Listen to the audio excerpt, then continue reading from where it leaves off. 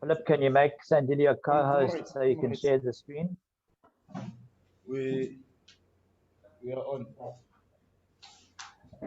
I did. Sandile, you are co-host, eh? Okay, thanks, Com.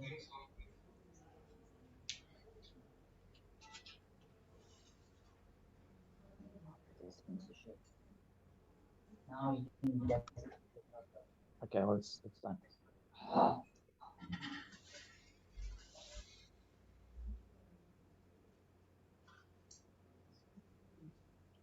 Okay. I'm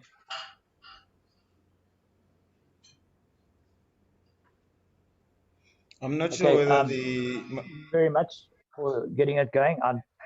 Can I just introduce the participants? I think we're all on the call now. My name is Brian Ash, and I'm from the KZN section of the Water Caucus, and I've been involved with the Water Caucus for a while. Lenada, it's a long time since we've spoken. Lenada is the DDG of regulation at the department, and Zinzani, I'm not sure which section she probably works with.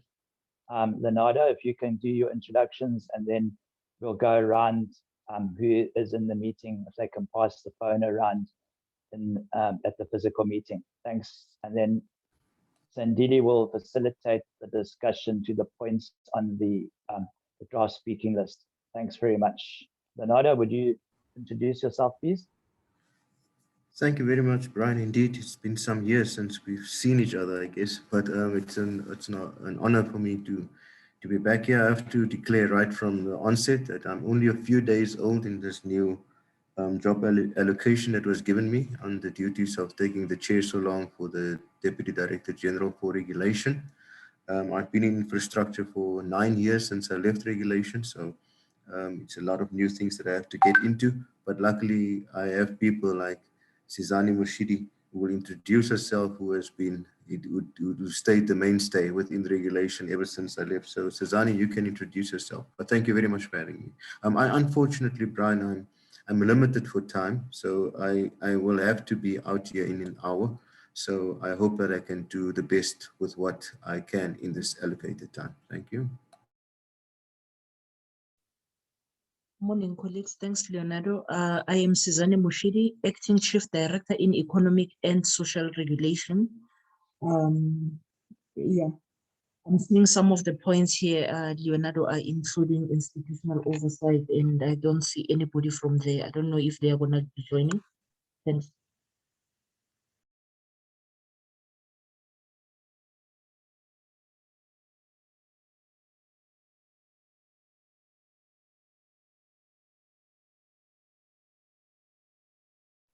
Okay, I think this is seen as the first of a series of meetings with the department, so to go through the list. So I think if my colleagues at the physical meeting can now introduce themselves so that the department knows who is on the call besides myself, and a few names there. I think some of the names Leonardo and Zinzani may recognize, but a lot of the people are new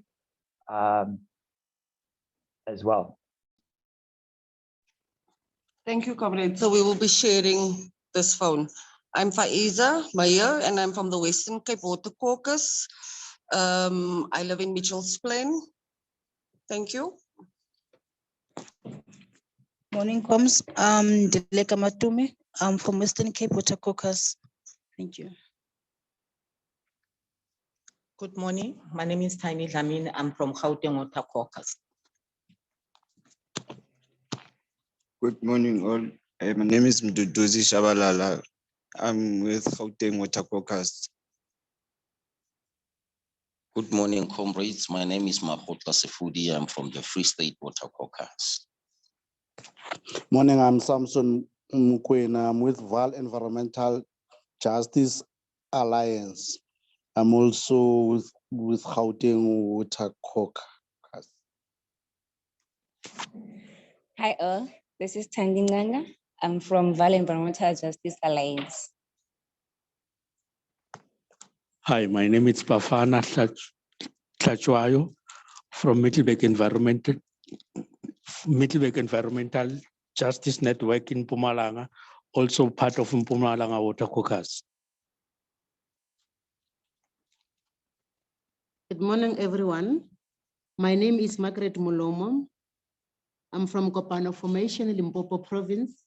I'm also a part of Limpopo Water Caucus. Thank you. Molweni Maqabane. Igama lam ndinguNokuzola Bulana eBuffalo City. Ndirepresenta Eastern Cape Water Caucus. Good morning, comrades. My name is Nsika Mateta.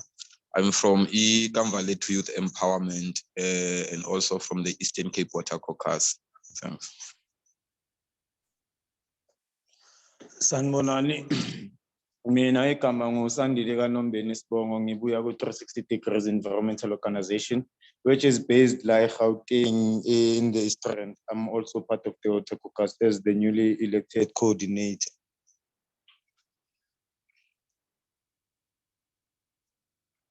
Molweni Maqabane, igama lam ndingu-Afika Ndlela, ndisuka ku-Western Cape Water Caucus.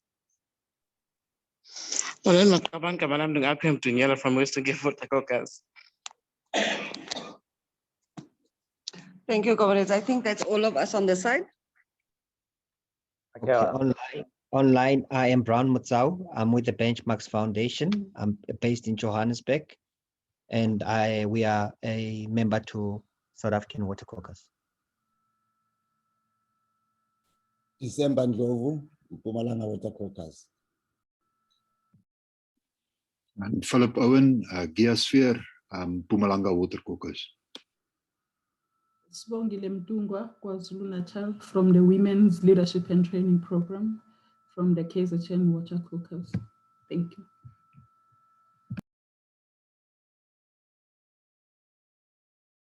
Okay, that's everybody. I'm going to hand over to Sandili, the coordinator, to lead us with the points and to go through the points with you, Leonardo and Sanzani.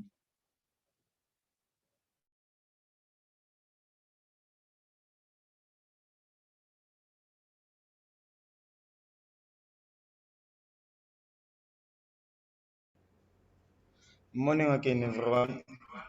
I would first like to thank the delegation from the DWS for joining us and to give us a chance to raise some of the concerns we've had as the members of the Water Caucus from the different provinces. And what we came up with is the 12 points, of which are a very high concern for us as the members of the Water Caucus, as we've been seeing that South Africa is having a very huge water crisis, and it seems as if we are facing so many challenges and no one is speaking to communities in terms of what are the plans and what are the strategies that the department has got in terms of resolving some of the water issues, as we know that water is one of the basic rights in our South African constitution. And we feel that especially in this hard time where we're facing the pandemic, it is a very critical time for us to be having water challenges, and especially the issue of the water supply mostly in the rural areas. So the first issue we wanted to get to understand was that what are the plans does the DWS have in terms of the strategy and the budgets for water services, especially for communities. Then the second one was the plan to improve the work around transparency and public participation for stakeholders, especially communities. and how is the DWS planning to open up the space for community members to be able to engage in the catchment forums and the catchment management agencies. Then the third issue was the issue around the budget around the VAL scheme and the response to the report that has been done and published by the HSRC, which is the Human Rights Research Commission. And also we looked at the issue around the issue of water equity in the commercial farmers and business, especially looking at the challenges around the water distribution, and also looking at how the farmer associations are being monitored. And we coupled with that was the issue around the mining companies who usually are doing their operations without having to receive all the approval of the water user licenses, because we believe that most of our provinces are mining areas and communities are usually facing a challenge of having access to water due to the challenge that most of the water gets to be given to mining companies and sometimes without licenses. Then we also had another major issue of which, what are the plans of the department looking at the issues of water access and capacity, looking at the 4 planned fracking projects within the country. We also have a challenge around the issue of acid mine drainage, and especially the treatment projects that are within communities. And on this one, I think there's one of which I know, there's two which I know. One is in the East Rand and one is in the West Rand, and there's never been any consultation around the acid mine drainage treatment projects. And also the other issue was the issue of the renovations and maintenance of water treatment plants and pump stations in communities that are non-functional. Does the department have a budget, and do they have the strategy in terms of how these renovations and maintenance are going to be taken, and when are they going to be taking place? Then the other issue is the issue around the green and the blue drop status of the water within the country, and the impact and the impact of contamination, especially on the agricultural sector. Then the other issue we had was the position around building blue economies. Does the department have any interest for communities to be participating in building water economies within their own communities, and also to be able to support some of the water interventions and the challenges that the department is facing currently? Then our 11th issue was the issue around the Mercado Special Economic Development Zone, where Chinese companies have been given land and for mining programs around the Limpopo province, where most of our water are going to be diverted to and be given to mining activities, which is going to be taking place in that area. Then the issue before our last issue, I understand that our list only has 12 issues, but there's another issue from the Eastern Cape which the comrades are going to be raising after this last issue. The issue around the Cape Town statement on 18 April, where the blue top water management devices are going to be reinstalled in the communities of which they've got impact, are going to be impacting the community in the city. Can I hand over to Comrade Ntsiga, who's going to be giving us our last issue from the Eastern Cape side?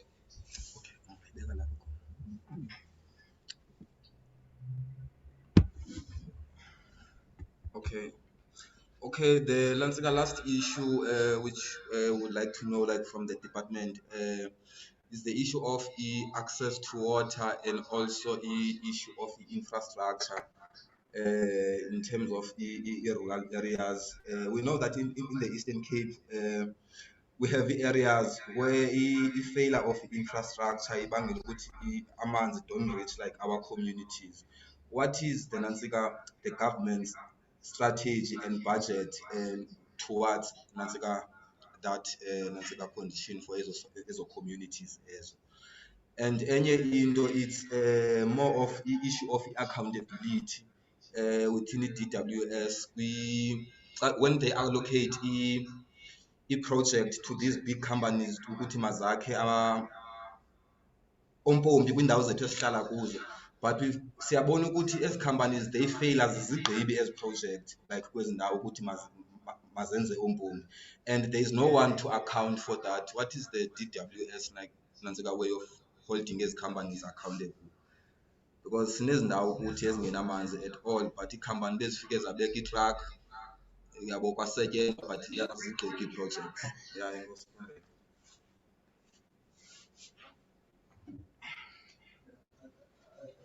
Last issue, so that it's absolutely.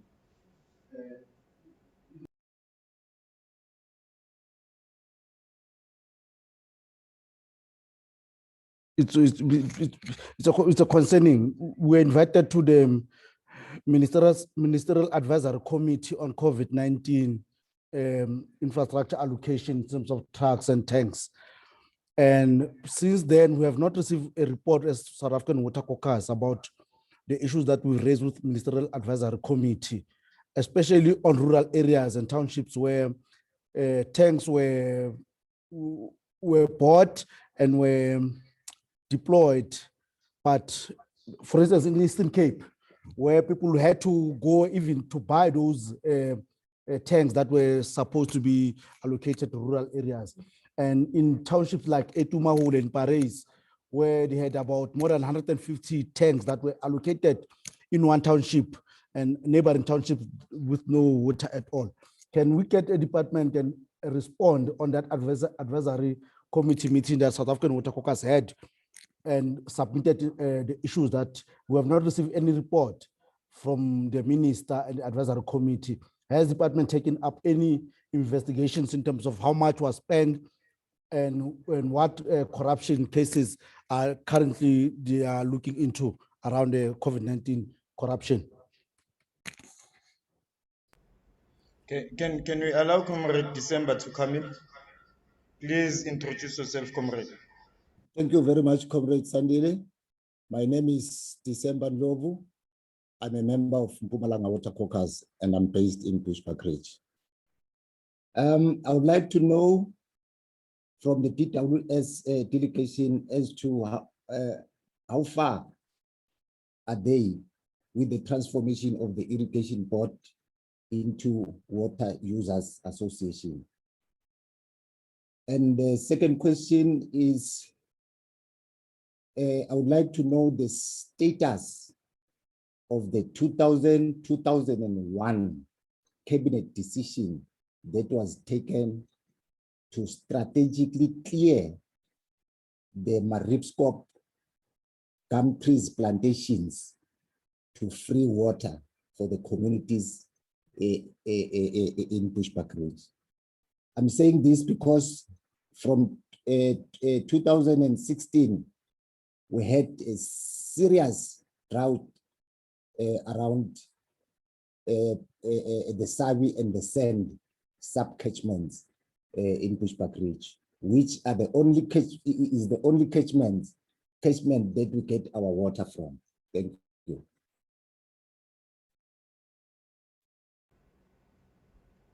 Thanks, Comrade December. Guess you can come in.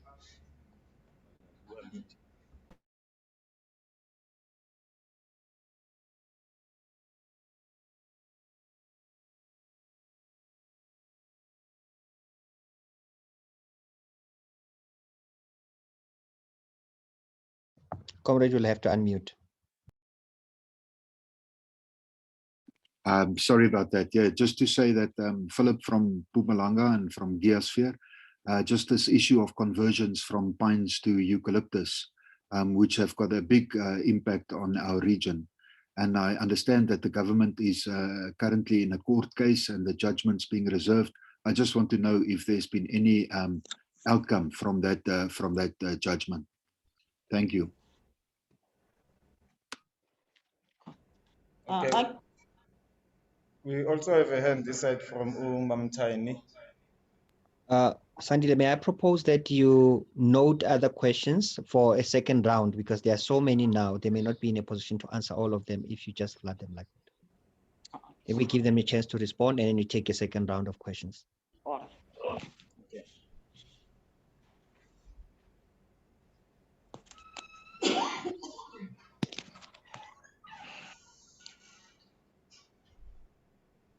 Okay. Can the colleagues from the DWS at least give us some, have the platform to give the responses? Thank you very much for those questions. I must admit that the questions are quite wide across the scope of the water sector and the responsibility of the department. So some of these questions as they came through are quite specific, like the last question that we received about requesting follow-up on the judgment outcome in the Mpumalanga.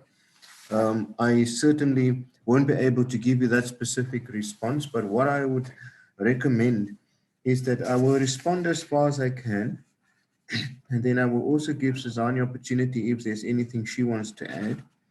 And then everything else, not everything else, I think there are some of these questions that you have posed anyway, that I would recommend that we set aside perhaps at some other meeting of yours where the department can come in again, perhaps 30 minutes at a time, to actually take specific elements of the business that we can then have a detailed discussion around it. But nevertheless, let me go into the questions as it stands. In terms of the first question, what is the department's plan for water services? I think that what I would recommend to the meeting is that we might have to just perhaps, I know it's quite difficult to get printed copies of very thick documents, but the National Water and Sanitation Master Plan that was launched by Minister Sisulu in 2019 is basically now the blueprint for the water sector going forward. And this includes the water services component, even though its focus is a lot perhaps on the water resource side initially, because we have to make sure that by the year 2030, that we have higher level of water security, because we can have the best water services in place, but if we don't have the water resources to actually provide the water into those into the infrastructure that renders the service, we will be in serious trouble. We envisage 2030 to be that year that we will be in trouble if we don't implement the master plan. So that document is now publicly available, and I would recommend the colleagues just to perhaps have a view at it, and that will give the guidance in terms of the various areas of the water sector, from institutional right through to the infrastructure service and implementation and investment itself is scoped into that. If it needs to be, it could be one of those items that we can flag for perhaps a more detailed conversation to have around that, if perhaps it is the desire of the meeting that such a presentation might be made by one of the colleagues that in the department takes specific responsibility for the administration of that master plan. Another point to take is that there was a decision that the Water Services Act of 1997 and the National Water Act of 1998 has actually ran its course, and there was need for those two pieces of legislation to be reviewed, or perhaps even for a new bill entirely to be then drafted. But a decision has been taken by the leadership of the department, by the executive as well, to rather just amend the National Water Act and the Water Services Act, because we understand that there might be new realities since 1997 and 98 respectively. However, the advance, or the sophistication of those two pieces of legislation has not expired, and that's the reason why there is currently underway an internal process to actually start with a review of those acts, to actually then go out for public consultation once that component of the administration is being completed within the department. So that is one of the areas that might render opportunity for the Water Caucus also to engage upon. In terms of the funding part, and I think that there's a question that was asked at the latter stage in terms of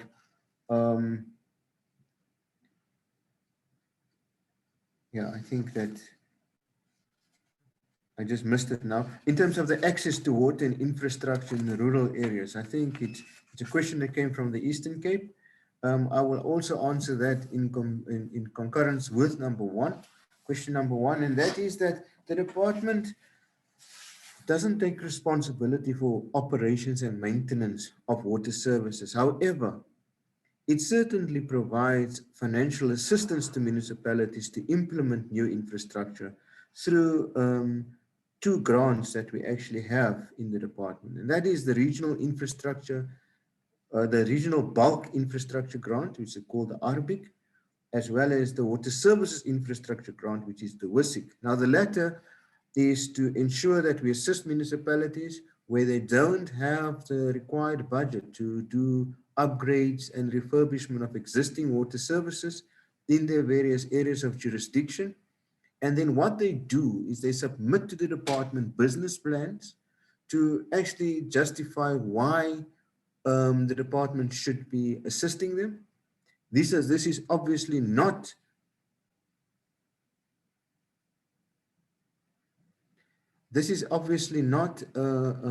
the only source in terms of where they can go for assistance as far as grants is concerned. They can also go to the Department of COCTA, where the MIG is also given. But in the space of the department, for this financial year, we had 2.1 billion that were allocated to municipalities for regional bulk infrastructure. This means now the larger infrastructure to take to convey water to broader communities, and that is under the 5B, which is then allocated directly to municipalities, which is 2.1 billion, and then the 6B, which is the component that the department is implementing on behalf of municipalities, was to the total of 3.2 billion that we have actually allocated this year for regional bulk infrastructure. Under the WSIC, which is the Water Service Infrastructure Grant, we have issued to the tune of 3.6 billion directly to municipalities for refurbishment of infrastructure. And then what we done ourselves on their behalf was 730 million that we then actually implemented. So this would be the budget that to that point number one that was then actually given as far as the department's assistance to municipalities are concerned. My colleague Sazani mentioned with the introduction that there was supposed to be some people from institutional oversight, and surely they were supposed also to come and assist with question number two. I think there was also a question later asked in terms of what are we doing with regards to the transformation of irrigation boards to water use associations. It surely can actually fit in also with the question of number two. And Chairperson, I think that I will ask my institutional oversight colleagues to actually come to a next meeting to give a little bit of more feedback and detail regarding this element of catchment management agencies. However, what I can share at this point in time is that even though there's been a decision now to say that we're only going to stick to the 9 CMAs in terms of the transformation of the institutions that's taking responsibilities in the water resource management space, the department is currently at the bargaining chamber to consult with organized labor on this element. because of the fact is that there's going to be a major impact in terms of the labor force of the department.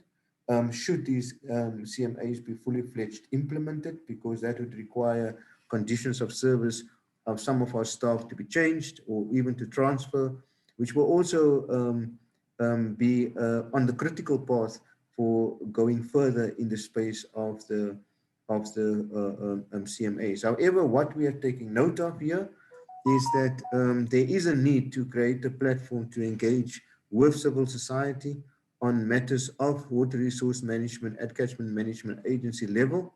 And that is what I will also then communicate with our colleagues in institutional oversight. There's a question then in terms of the VAL. Colleagues, just to say that in terms of the VAL, there is what is estimated to be required, and then there is what is available. And these two are far apart at this point in time. Minister Sisulu, after many years of different strategies that were followed in the Mfuleni area with regards to the sanitation or the sewer situation that has actually occurred there, we realized that things are getting worse as far as the situation in the VAL is concerned. And even though the Section 139 under the Constitution was being implemented through the provincial government of Gauteng, we have not seen a difference being made as far as the wastewater situation is concerned in this area. Hence the reason why Minister Sisulu then decided to actually intervene as per Section 63 of the Water Services Act to allow her to take over some of these functions. And it has taken some time to actually attain also the concurrence from Cabinet, because that is the process that had to be followed. A Cabinet meeting was held 2 weeks ago. And in that Cabinet meeting, it was then agreed that it was supported. However, what was not supported was the fact that additional funds will be separately made available for this intervention.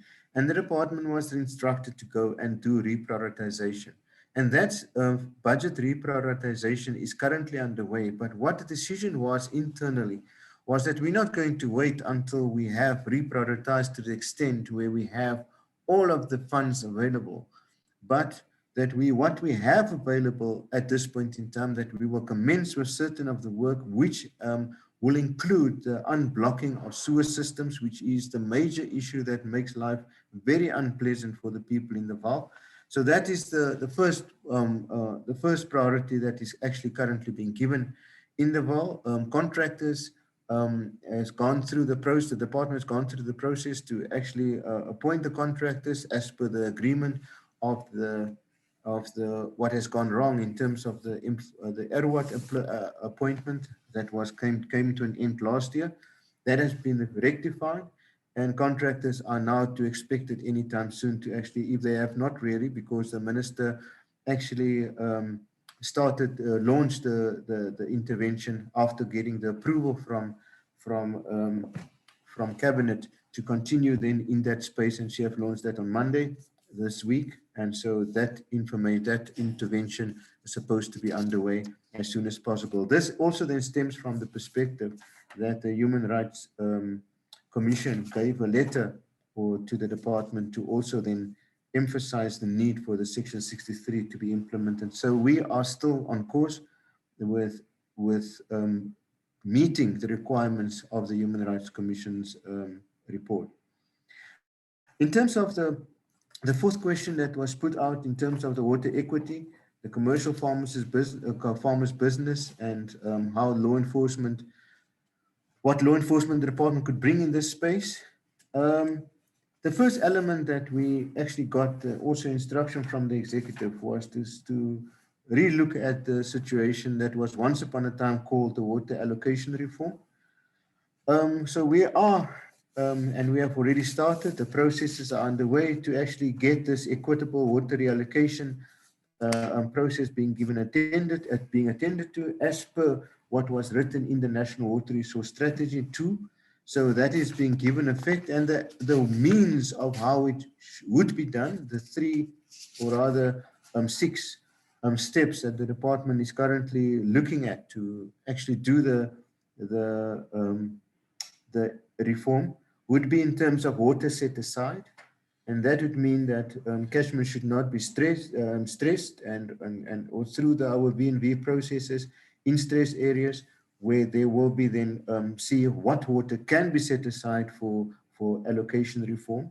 In places there we will also now through the general authorization give preferential treatment, obviously to previously disadvantaged communities. We also have partnerships that we are looking at scorecards basis where joint venture initiatives are being also welcomed where possible through developed and developing agricultural areas or business ventures where where water is of cardinal importance. And then we also have the development support that we are that we have to give through subsidies that the Treasury is actually currently also looking at.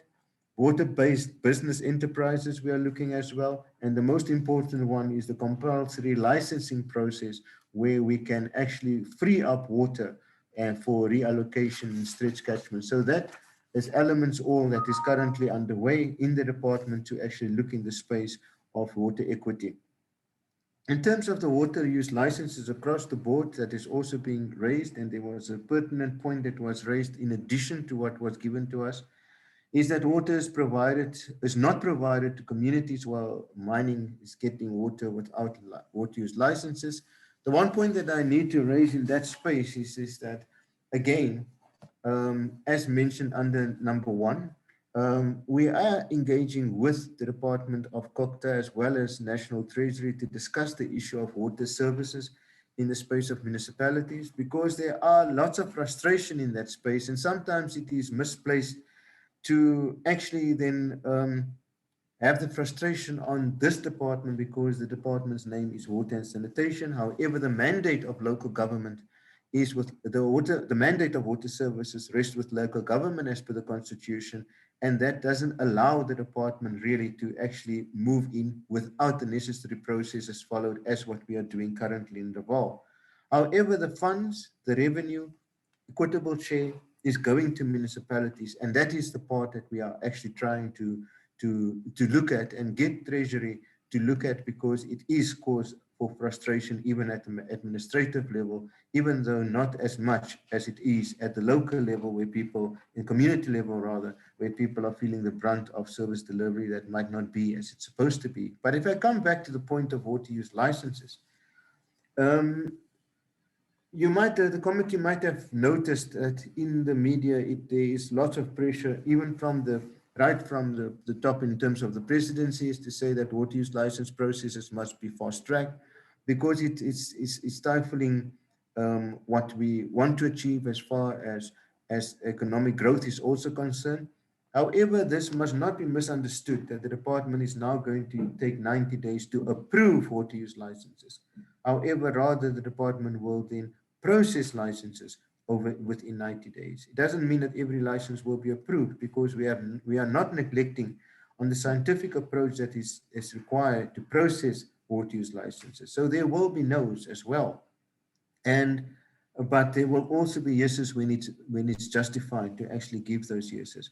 As far as those mining houses that are operating without water use licenses, I have been asked to actually come to this seat, and those were one of the mandates that were given me to actually ensure that we rectify the situation as far as enforcement is concerned, to ensure that we actually up our game in that space, to ensure there be, as part of the master plan's initiative, to ensure that we become more water secure as far as the threat of 2030 is concerned.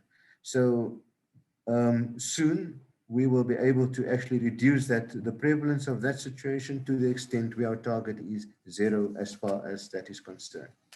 In terms of the highly controversial fracking, as point 6 is concerned, the department is at this point in time has taken the stance of not saying whether we support or not support this initiative, but rather to be prepared should the environment where the mandate is to actually approve or not approve, or to support or not support, might have happened as far as environmental affairs are concerned, but rather to prepare ourselves administratively and scientifically to protect our water resources should it occur. So what the department has done, we have drafted regulations to create a regulatory environment should this occur.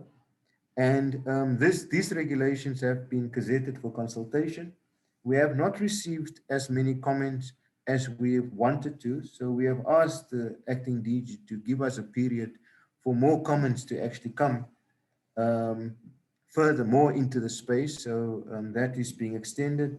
And this will allow us to actually then improve on the rationale of creating a regulatory environment that will prevent a situation where, in terms of our groundwater quality, is being compromised, and in terms of our surface water quantity is being compromised, should fracking be considered viable wherever it might occur. So that is the situation in that regard.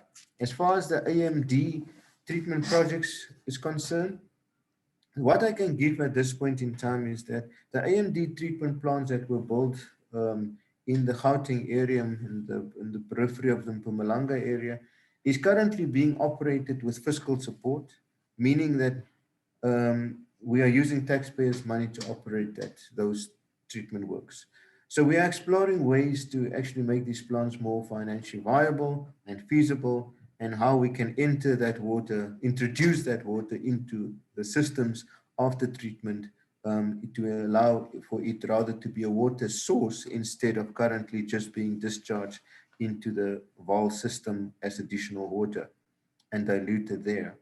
So we are also creating a regulatory framework that will protect the current South African public or the future South African public from the future burden of today's mining activities with regards to AMD. I think that renovations and maintenance of water treatment plants and pump stations fall in that narrative as far as the water services infrastructure grant is concerned. So I'll move over to section 9 that speaks of the blue and green drop status of our water and impact of fracking on agricultural sector. I think that those two are two separate issues, but and the latter part, I think that I've already discussed under point 7. So I will move over to the green drop and the blue drop part. I think the last green drop report was in 2013 that it was done. So there was a little bit of a pause or 2014. There was a pause of more than 7 years at this point in time.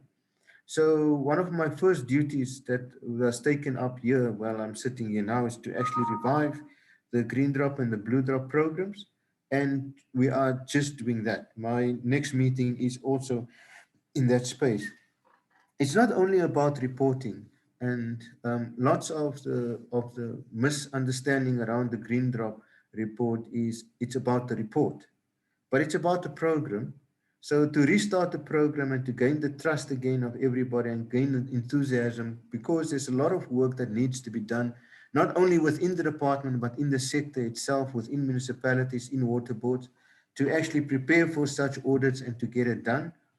We have started with it, and we will be ready. Our target is to have the publication, the first publication, then ready by February for publication in March 2022. So that is where we are going very fast. I'm not going to touch on 10 now, but what I then want to say on 11 in terms of the Messina one, the LIEP has approached the department for a water use license in terms of the planned development in the Messina area. However, the department could not favorably consider it and has actually returned the license application to the applicants because of the fact that there is, at this point in time, no water readily available as per the current assessments and verification that was done. However, the amendments that was then given through or communicated on a technical level was that it should not be an inflow or in-stream dam to be considered, but something more to be based upon excess flows in times of high flow. And that is currently being considered by the department. It's very new because the meeting was actually held on Tuesday evening, where there was extremely diverse views as far as this business is concerned, as far as Messina's economic development is concerned. However, what is currently on the table is that the license was denied and a new application might be forthcoming as per the discussions of Tuesday. In terms of the blue top device, the department will certainly look into this, and we will, as part of our social regulation and together with some technical people, have a look into this City of Cape Town statement of the 18th of the 4th, so that we can actually see what the situation really is and what the impact could be, so that we can actually then apply our mind and actually act appropriately. In terms of I did not get the question properly in terms of which the project might have been in the Eastern Cape, where big companies are appointed but failing. So I might have to ask for a second take on that one. And then the issue of the Ministerial Advisory Committee that were consulted with, and no response was gained. The only thing that I can promise in that regard is that there are 3 committees that is reporting into the main advisory committee. And then I will have to inquire which component it was, and then solicit some response from that engagement. I've already discussed the issue in terms of the transformation of irrigation boards. I will have to look into the status of the Maresco plantation, as well as the conversing of pines to eucalyptus judgment. That one I don't have for now. I'm not sure, Sazani, if you want to come in before we hand over back. Thanks, Loretta. Just 2 points on my side, please. On number 2, the use and the participation in the CMFs and CMAs. I know that institutional oversight is still working on strengthening the CMFs. Part of the engagements that we have had with them was that we need to also use this platform as a tariff consultation process. And unfortunately, due to the pandemic, the work could not move as fast as we wanted. But there is consideration there, even though the budgets are a bit tight, to accommodate the transportation of the people to participate in the gatherings. They were working on an internal policy that was supposed to enable funding such transport. We may need to come back to the forum later about the progress on that area. And then there is a point that talks about the blue economies. I would really like to hear more of what is that. It's the first time I hear the term. I've seen it in a couple of documentation, but I really cannot grasp it, so that we can see how we make this thing work, or how we internalize it in the department. I'm not sure if there is anybody who's working on such a terminology as yet. Thank you. Okay, thank you very much. I will explain blue economies as I understand it. It is usually framed around the oceans and what happens in the oceans, and the economies that come from the oceans for communities and industries. And in this sense today, people see it beyond oceans, because for water to reach the ocean, there's so much that could happen on the way, or that happens on the way towards the sea, for the water to reach the sea. And what does that mean? It means the communities along the rivers, the catchment areas mainly as well, is that those communities have to be involved, so that, at least for an example, one example is that, so that there's no waste, or there's less waste that reaches the sea. But also amongst the rivers as well, that communities are along the bigger rivers can also create some economic opportunities using the water as the resource. Thank you.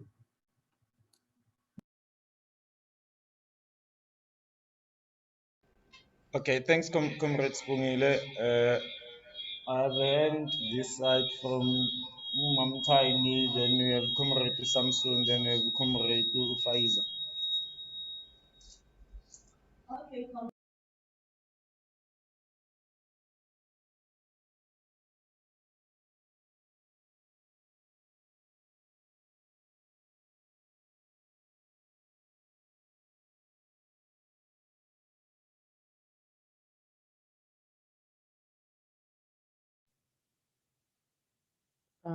There's no sound coming through. You might have to unmute. Oh, okay.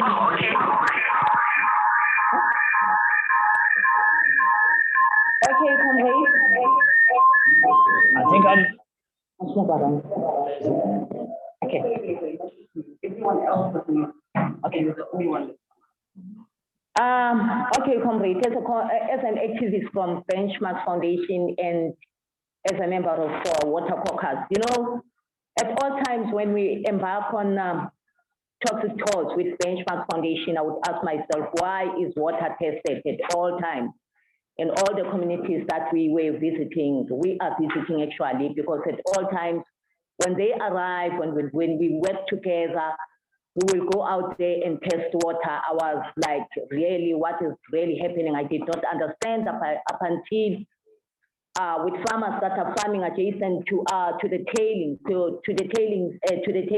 next to us. Their livestock went to are drinking from the stream adjacent to us. A lot of them died due to drinking to that stream. And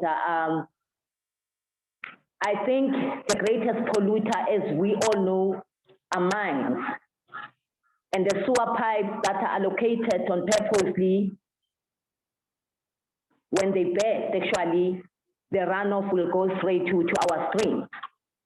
So now I've been in this struggle for more than, I don't know, for my life, you know, and I've been engaging with the Office of the Public Protector, City of Johannesburg, trying to push this mandate, as well as Benchmark Foundation trying to push this mandate. But up until today, nothing has been done.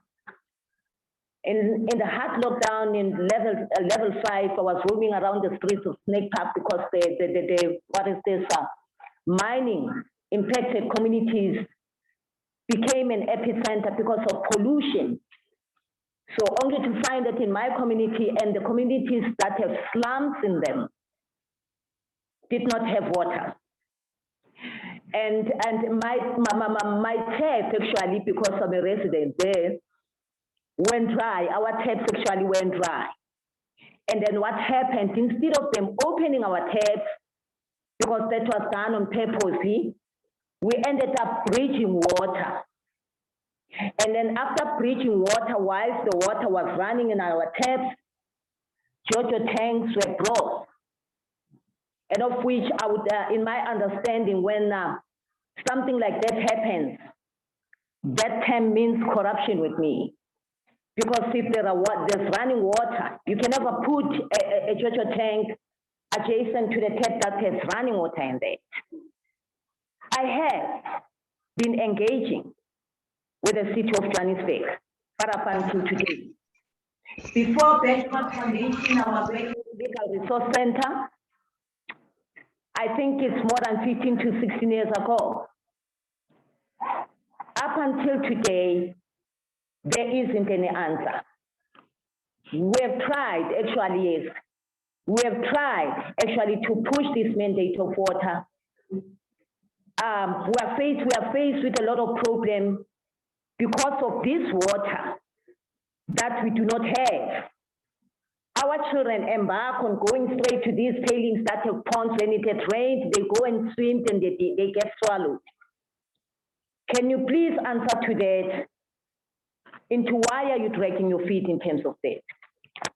I thank you.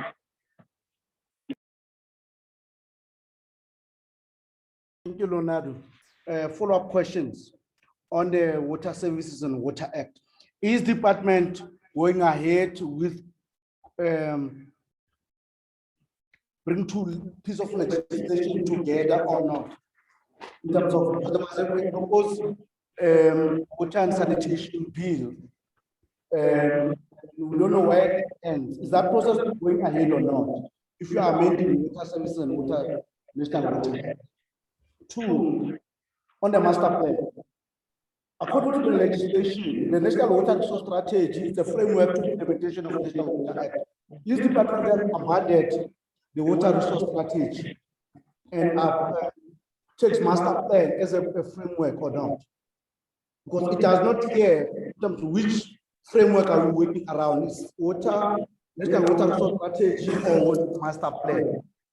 3, on the regulation, can you guarantee that there is extension? And what is the date of the extension? Because some will not even comment, including community including the gas pipeline infrastructure program across the nation.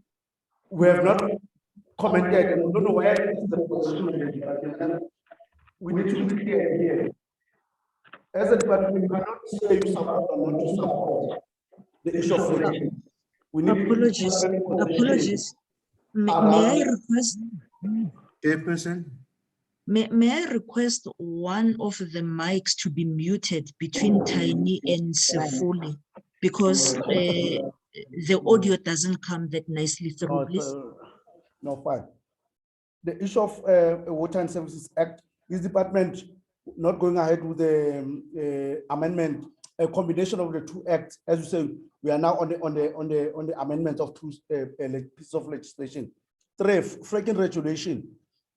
Can you guarantee that is that been extended, and what is the date for commenting if it has been extended, so that as members of the caucus in all provinces that fracking is going to impact can comment properly, including the gas pipeline infrastructure program, because it's going to impact on water resources and communities across the nation.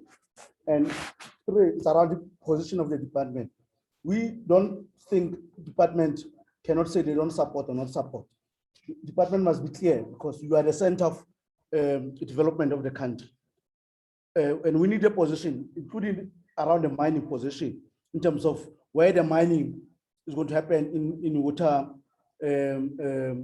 source areas, like in Mahola, in Matatiele and others. So we need department position and be clear.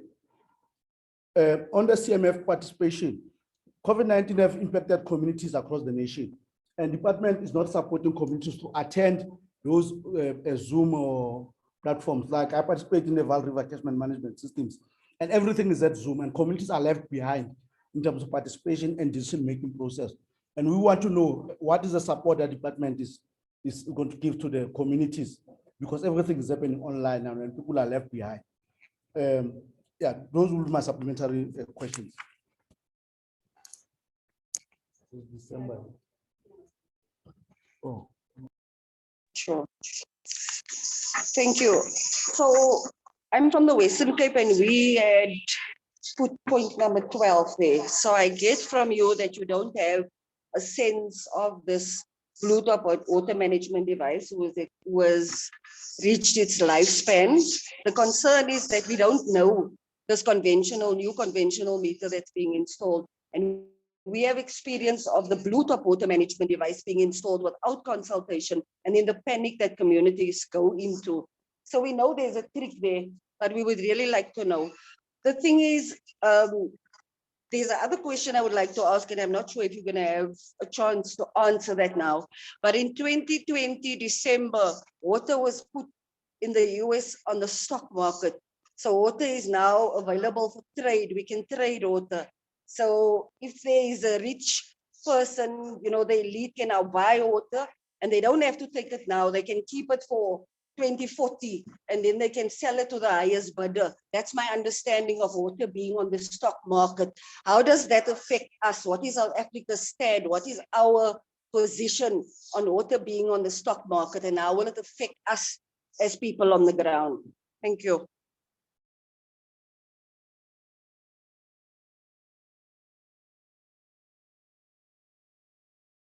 Okay. Colleagues from the department, I think there are other questions which have been posted on the chat on the side. I think as we are getting closer to closing up the session, can you please quickly answer the questions which has been posed now, including the questions on the chat?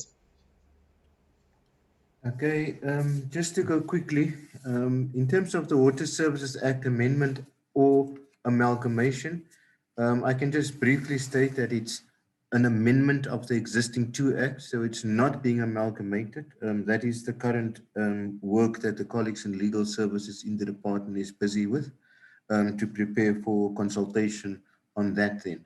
In terms of the NWRS, the National Water Resource Strategy, that's a legislated requirement the department should do. So it has not been abandoned in favor of the National Water and Sanitation Master Plan. However, it had to take cognizance of the fact that the National Water Resource Strategy cannot, in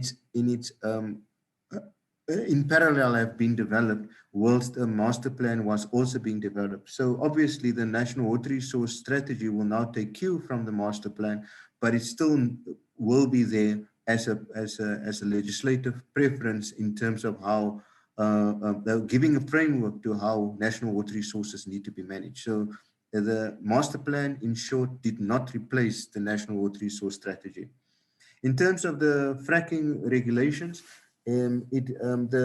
the promulgation, I think the date of extension is as from next Friday, and then you can add 60 days to that because we've asked for a 60 days extension for the comment period or the consultation period on the draft regulations.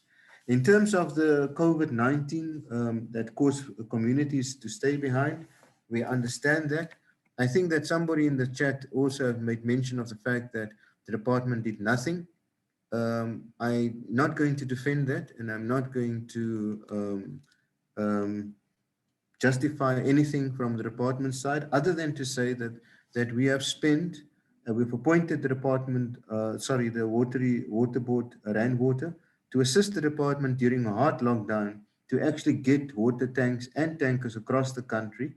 Unfortunately, obviously, we couldn't reach every little town or every little village, but a lot has been done to assist municipalities in their objective and their duty and their legislative responsibility as per the constitution of this country to render services in areas where they could not render service, because we understood at that point in time that it was quite clear that if the first barrier for people to fight themselves against this pandemic is to wash hands. And that was the reason, while everybody was staying at home during hard lockdown, that the department was very hard at work to ensure that we actually could do that, to assist municipalities in their responsibility. I do think that perhaps we need to have a conversation in terms of the responsibilities of the various institutions in South Africa with regards to water services. It is complex. And I agree that it is complex. And perhaps we need to understand that also quite clearly. What are we trying to do in terms of the mining area? We are not siding with mines, certainly not. But we have started working with them, especially in the Limpopo area and in the Northern Cape area, where we told them, if we develop infrastructure to secure water security for your activities, there needs to be some level of investment from your side in the social economic environment directly in the area that you are actually operating.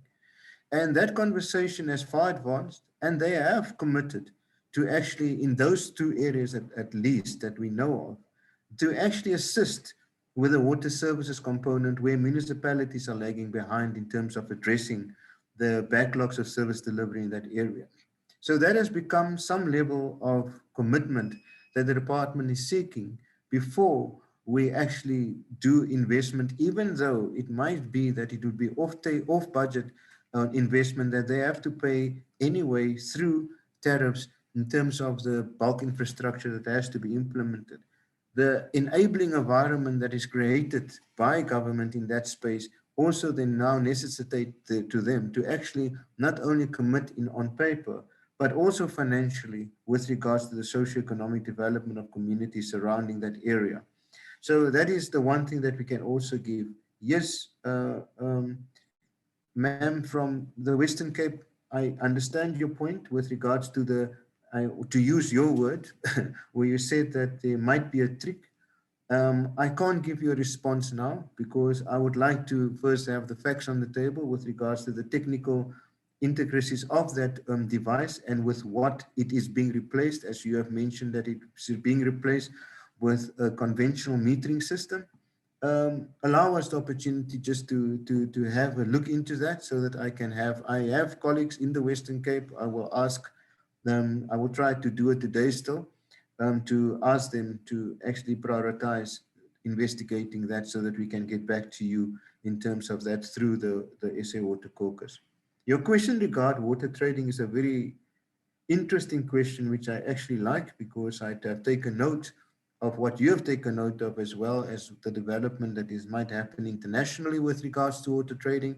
But what I can assure you from our perspective is that our National Water Act does not allow water trading. In fact, if you have a water use license, it's linked to a property.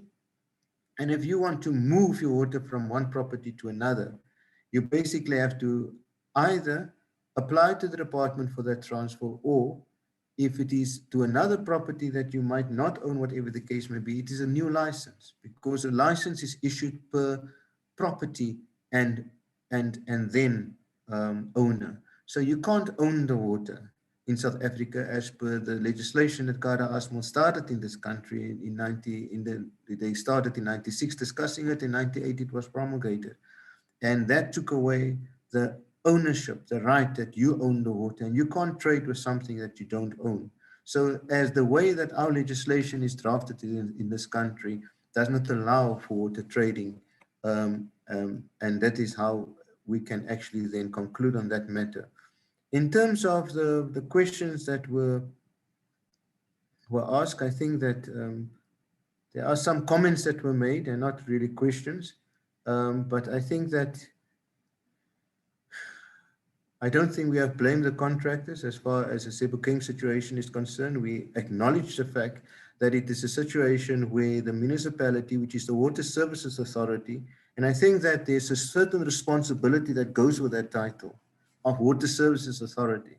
Now, the Water Services Authority, called Empoleni Local Municipality, have unfortunately not coped with the situation in terms of not having enough revenue, I guess, and the way that it has been managed. And that's the reason why the department has moved in initially to get, I think it was in 2007 that we moved in to get bulk infrastructure grant at that stage, before the regional bulk infrastructure grant really existed, to actually do the upgrades at Richspruit wastewater treatment works. I personally did that investigation myself, and the technical report that led to that investment that was made through the information that the department then attained, as well as the funds that came. Unfortunately, things deteriorated to the extent where the Minister of Finance, Tito Mboweni, took a decision to get the army or the military, the South African Defence Force, deployed in that area to safeguard the infrastructure that was vandalized, especially as far as the pump stations are concerned, that caused lots of havoc in terms of spillages in the communities. And that was done through National Treasury itself.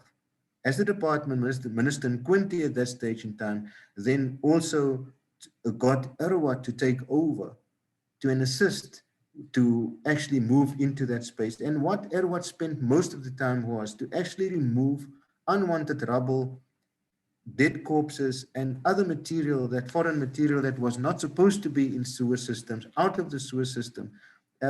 More than 50 tons of that material was then removed by Erwat. Unfortunately, the contract ran out before all of the work that was envisaged to be done could be done.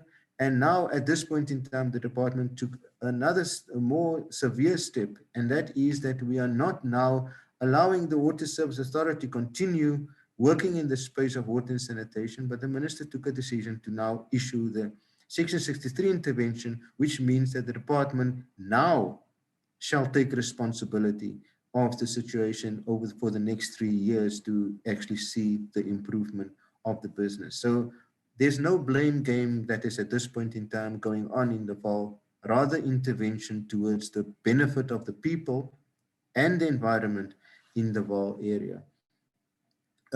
I don't think that in this point in time that we are prioritizing business. We look at water use licenses, and we also look in the one side, we also look at the situation in terms of how we can assist municipalities in the space of water services.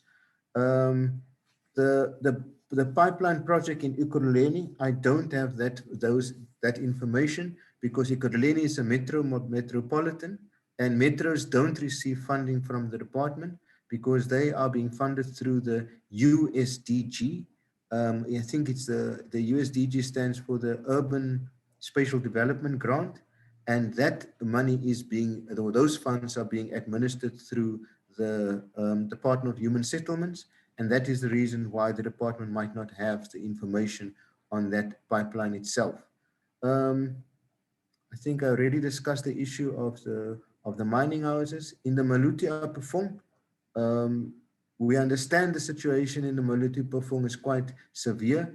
Through Sedibeng Water, the department has given significant investment through the drought funding. I don't have the funds, the amount now out of my head, but Sedibeng Water moved into the Maluti Upper Fong area to actually assist to get the project going in terms of getting a pipeline, a bulk pipeline from the one-way water treatment works into town to also ensure that water is more secured in that area. So that there is been assistance through the Free State Water Services, Department of Water and Sanitation, which then appointed Sedibeng Water to also assist in that area itself. The rehabilitation funds, we discussed that earlier, and the extension data expressed that as well. And then, yeah, I think those are the questions that we have been given. I'm not sure, Sizani, if you want to come in.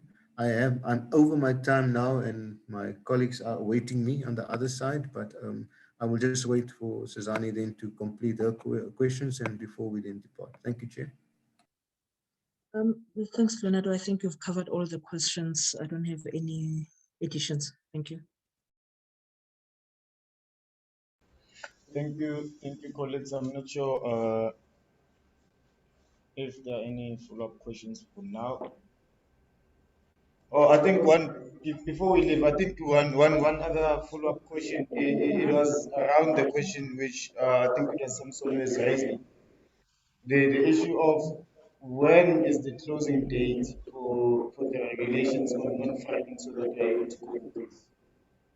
60 days away.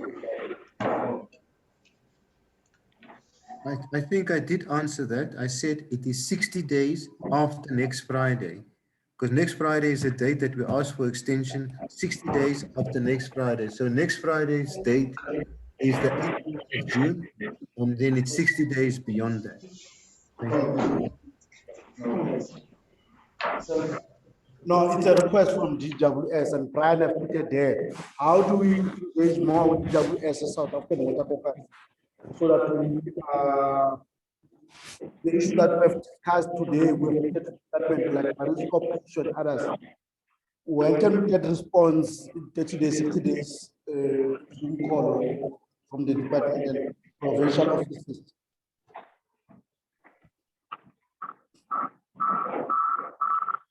And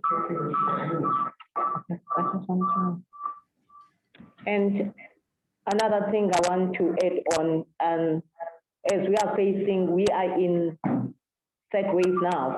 It's very important that you hastily answer to the question of water, because there are slums in my community whereby they are using standpipes, and those standpipes are scattered. And as I've elaborated later on into saying, JoJo tanks were placed, you know, and they are scattered. Some of them are stolen. So please remedy that, because we in that way, we don't want to lose more of our loved ones.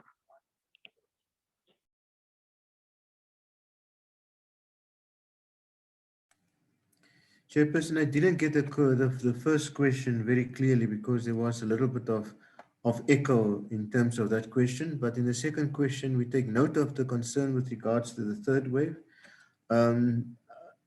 The fact is that National Treasury, and I think I come back to the point in terms of where the department cannot everywhere move in, but we have asked National Treasury to actually state very clearly that the grants that is being issued to municipalities should be stop-sliced to prioritize COVID-19 interventions as commenced by the department, and we will continue following up on that one.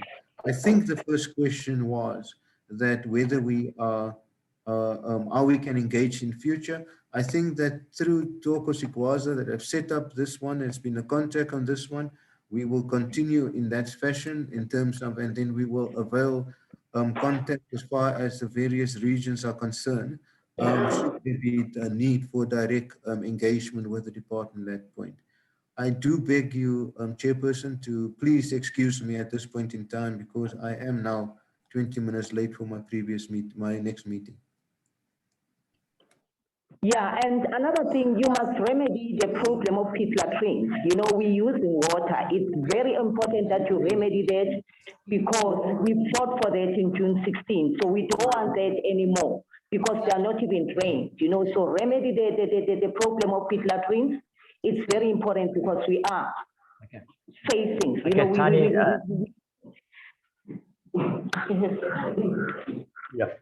yeah, it's a very important question. Can we end the session now because we really appreciate Leonardo's ability to stay the extra time, and I think it's been invaluable. We've got the guidance now on the fracking, and I'm very pleased about some of the issues of the blue-green drop coming back in and being revived, and I think it's a good sign for my colleagues who are the next generation, some of them that are going to be taking over, and then Mum Tani and myself can start slowing down, although we never seem to slow down as we get older, and the next generation will start picking up some of the challenges going forward. So I'd like to thank Leonardo and Sinzani for joining us. We will continue to discuss these issues, and we will engage through SAWC. Thanks very much to the department. Thank you very much, Chair, and thanks once again for the opportunity. All of the best. Thank you, bye.